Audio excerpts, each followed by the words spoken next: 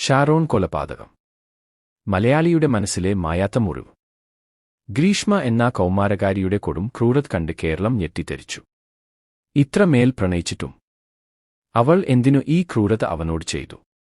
ആശുപത്രിയിൽ മരണം കണ്ടു കഴിയുമ്പോൾ പോലും അവൻ രക്ഷപ്പെടാൻ അവനെ സഹായിച്ചില്ല. ഒരുപക്ഷേ ആ ക്ഷായത്തിൽ എന്ത് വിഷം എന്ന് ഗ്രീഷ്മ പറഞ്ഞിരുന്നെങ്കിൽ അവനെ രക്ഷപ്പെടുത്താൻ സാധിക്കുമായിരുന്നു.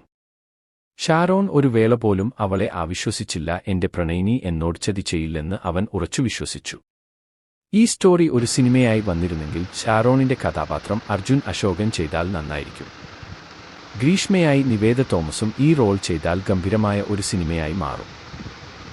പക്ഷേ ഗ്രീഷ്മയുടെ റോൾ ചെയ്യാൻ ഏത് നടിക്കും ഒരു ഭയം കാണും. കാര്യം അത്രമാത്രം വെറുപ്പുള്ളതാണ് അവരോട്.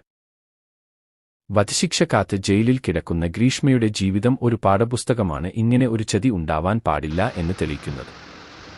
ഷാരോൺ മരണകിടക്കയിൽ കിടക്കുമ്പോൾ ഇങ്ങനെയായിരുന്നു അവരുടെ ചാറ്റിംഗ്. ഷാരോൺ, ഞാൻ ഉറങ്ങട്ടാ വാവേ. ഗ്രീഷ്മ, എനിക്ക് വയ്യ, ഉറങ്ങിക്കോ. ഷാരോൺ, എനിക്ക് വയ്യ എന്നു പറഞ്ഞതിനെക്കുറിച്ച് എന്തോന്നു വയ്യ? ഗ്രീഷ്മ, അല്ല, സമാധാനം ഇല്ല. ഷാരോൺ, എനിക്ക് ഒന്നുമില്ല. ഗ്രീഷ്മ, ശരി, ഉറങ്ങിക്കോ. ഷാരോൺ, കഷായം നെയ്യും പേര് എന്തോന്ന്?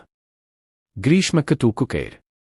പ്രണയത്തോട് നീതി പുലർത്തി ജീവൻ വെടിഞ്ഞ ഷാരോണിനു വേണ്ടി കോടതി വധശിക്ഷ വിധിച്ചിരിക്കുന്നു.